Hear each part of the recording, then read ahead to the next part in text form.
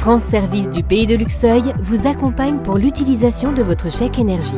Le chèque énergie arrive dans vos boîtes aux lettres. Cette aide précieuse permet aux foyers modestes de régler leurs factures d'électricité, de gaz, de fioul, de bois ou toute autre source d'énergie. Besoin d'aide pour l'utiliser ? Les conseillères de France Service du Pays de Luxeuil, 17 rue Jean Jaurès à Luxeuil-les-Bains, sont là pour vous accompagner.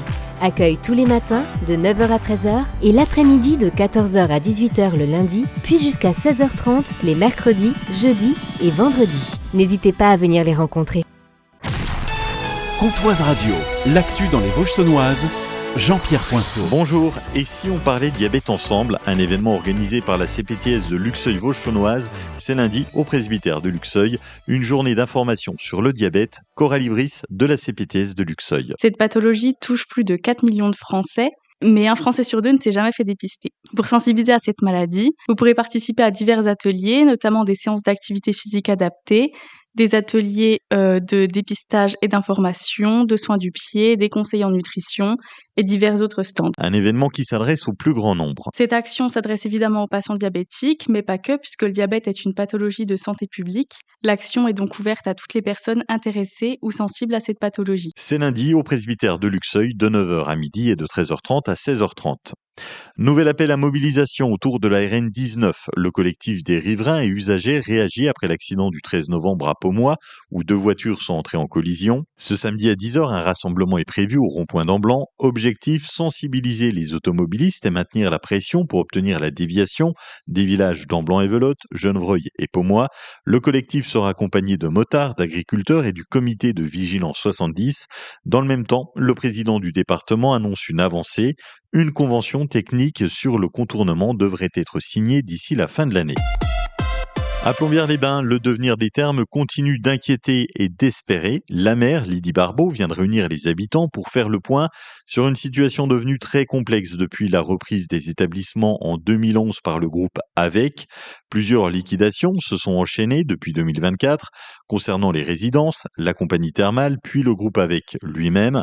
La commune a déjà récupéré la gestion des sources, mais la question des bâtiments reste entière. Des édifices importants du parc thermal sont aujourd'hui dégradés et la ville devra attendre la liquidation de la société immobilière pour espérer les racheter.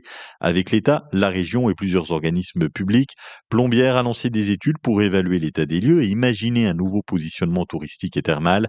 Objectif, préserver le patrimoine et relancer l'activité. À Luxeuil, la voie de desserte entre la RD6 et la ZI des Attelot-Bourgard vient d'être réalisée, le parking inauguré, en direction du futur centre aquatique.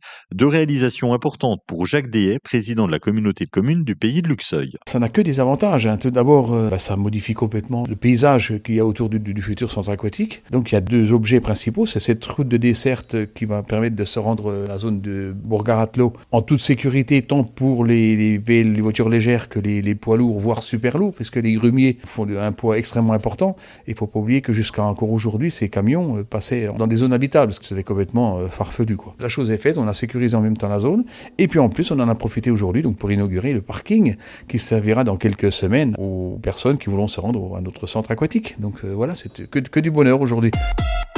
À Lure, le Ski Luron organise sa grande bourse au ski ce samedi à l'espace du Sapeur. Sur place, près de 3000 articles, dont du matériel neuf dégriffé, de quoi s'équiper sans se ruiner. Dimanche à 14h, la bourse sera suivie d'un concours de belote, toujours à l'espace du Sapeur. Ces ventes et animations permettront de financer les sorties neige du club, des journées à 25 € tout compris, encadrées par 28 bénévoles formés. Du froid et peut-être un petit peu un mélange de pluie-neige cet après-midi dans les Vosges saunoises, 1 degré à Plombières-les-Bains, 2 à Fougerolles, Saint-Loup et Vauvillers, 2 degrés à Froide-Terre, Lure et Pomois, 2 de Sceaux à Luxeuil et à Radon et Chapondu. Demain, des nuages, quelques apparitions du soleil et 2 degrés maximum.